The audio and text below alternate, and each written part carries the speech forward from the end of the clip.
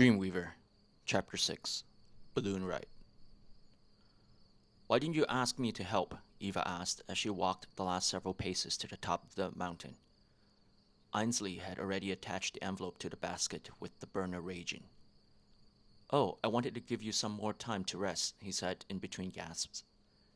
This should be ready shortly. Did you bring food? She raised the heavy bag. We're flying then. I don't see why we can't ride out like them. We're going in through the southern end, so we'll have to leave this there for our escape. She nodded. Come on. Ainsley held the basket and waved her over. When she got in, the balloon started to rock, and before she knew it, they were in the air, floating upward. How does this thing work? She asked, staring out in amazement. Wind. You can't control wind. No, but I can navigate it. Ainsley allowed some air out of the vent, and the balloon dropped in altitude, suddenly veering leftward. See? That's amazing. Hey, Ainsley was looking at her intently. About the other day. Don't feel pressure to do anything. Did Mariska say something to you? No. I saw your expression during the meeting. You look like a coward, he laughed. She smiled, but it was a heavy smile, weighted by 2 full days of thoughts. Ainsley, yeah? The world is so dark. She extended her arm into the night. And cold. Sun will come up one day, he said. You believe that? Always. How?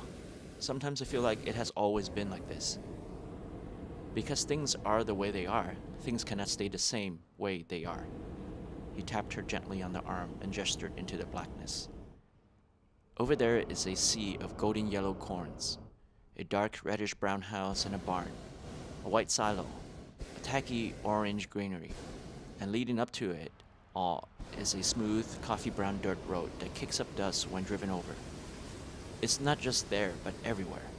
Green meadows and rolling hills and dark, lush forests, more dense than what we have in the mountain. You smell the strong scent of fertilizer and cow dung, and you know the fields are fertile, and the land is rich, alive. And there, he said, pointing to his right, is a city, a large, sprawling metropolis.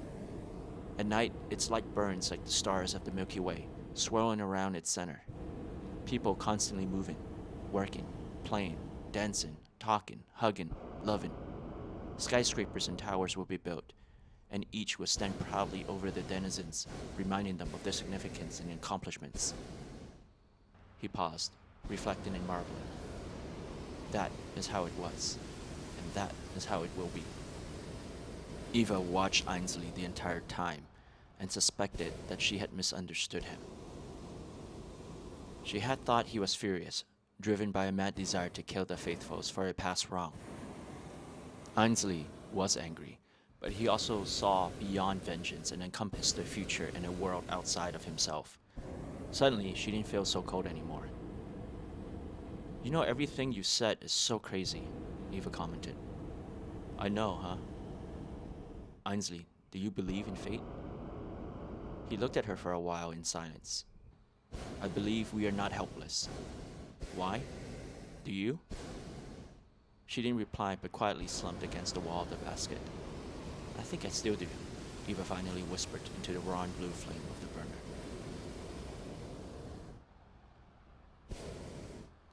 Somehow, Eva fell asleep. When she woke, night had already transitioned to day. Ainsley's jacket blanketed her, and it felt a little too warm, but she didn't want to remove it. She looked through the sleepy dust that coated her eyes and saw him adjusting the burner and valve, keenly staring into the horizon.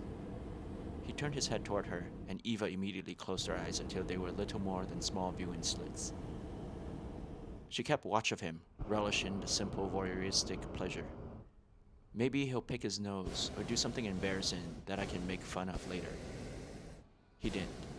Several times, he reached down to adjust the jacket blanket in her. As she stole glances at him, Eva began to feel her curiosity return.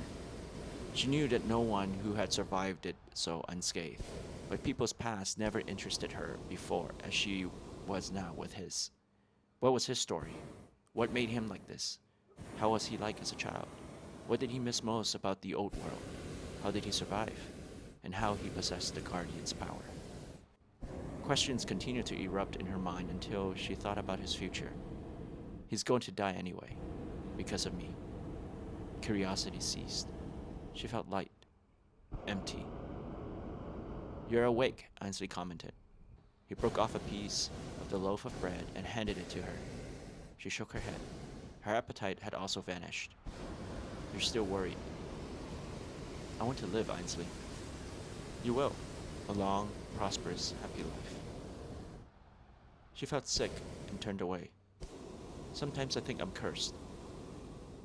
"Hey, I've always been fortunate, relatively speaking.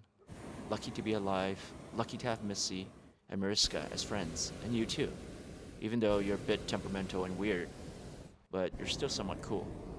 Maybe I can be your lucky charm, and this will balance things out." "Stop, Ainsley." She looked at him and saw unmistakably pain in his eyes. "Is that a reflection of my own pain?" "No one's lucky, Ainsley. We'll all suffer." Ainsley kept his eyes on her, and Eva grew uncomfortable. As she turned, his hand rose and glided across her face. She spun from him, but he pulled her back. "Wait." He reached up and plucked a tuft of feathers from her hair. "It must be from the wind when you were asleep." He released it back into the air and smiled, seemingly pleased with his efforts. Eva turned from him and stared out into the open. Her skin, where his hand had touched, tingled as if it had tasted mint, and a strange cold shiver ran up and down her spine. But inside, her heart erupted like a volcano, scorching her veins hot with lava and flushing her skin with its raging heat. Eva clutched at the side of the basket, trying to catch her breath, which came in hot, rapid puffs. Ainsley was busy adjusting the valve. The balloon swayed slightly as it dipped to a lower altitude and magnified certain landmarks sprawled across the land. "It's so gray," he remarked. "It is," Eva repeated, realizing just how alone they were in this vile, unbelievably cruel and evil world. The descent was a lot bumpier than she had imagined, but Ainsley managed to land them safely. Tracking through the forest posed a bigger inconvenience than the landing. The pathless ground sloped steeply, and as they descended, Eva found herself grabbing onto the narrow trunks of the trees for balance. Ainsley was already down onto the flat ground when Eva emerged, panting. "I knew you would make it," he said. Even without a discernible direction, Ainsley seemed to know the way, and Eva followed. The ground beneath them grew boggy as they squished through the putrid waste under their feet. At either end, the soil melted away and swelled into a gaseous swamp. "You have no idea how many people lost their lives in these swamps," Ainsley said, looking cautiously around. "They say it's now haunted by their specters." A cluster of gas evaporating off the surface of the swamp swirled and floated to a phantom wind. As they walked, the dense gas drifted along. Eva hastened her steps until she was walking side by side with Ainsley. "Can you see the ghosts?" "No, but I can feel them. They're very angry, to the point where they unleash it indiscriminately," he said with a troubled expression on his face. "What happens if they seek a victim?" "Yes." Eva looked around, then lowered her voice. "What do we do then?" "Don't worry. There's a way to prevent them from doing that." "How?" "They're mad. So all we have to do is appease them." "With what?" "Singing, maybe? Something peaceful? What songs do you know?" "Me? Isn't it we?" "I can't sing to save my life." At that instant, a very small breeze brushed by, gently lifting Eva's hair but violently swirling the gas. She shrieked and swiftly began to sing. "A man's life burns like a raging fire, so let him celebrate and sing until the day's end. What more regret let end on the funeral pyre? Life of a firefly is as short as its glow. Ponder and you shall see how sadness and suffering fill the world, but the firefly continues to dance and celebrate life's flow." I said something peaceful, tranquil. That's such a tragic song. The melody is, but the words aren't. Can't you stop interrupting? Ainsley shook his head. "I'm afraid it's too late." "What do you mean?" Eva stammered. "We might have to resort to a sacrifice." "You!" He stopped and stared into her eyes with a most serious expression. "Ainsley!"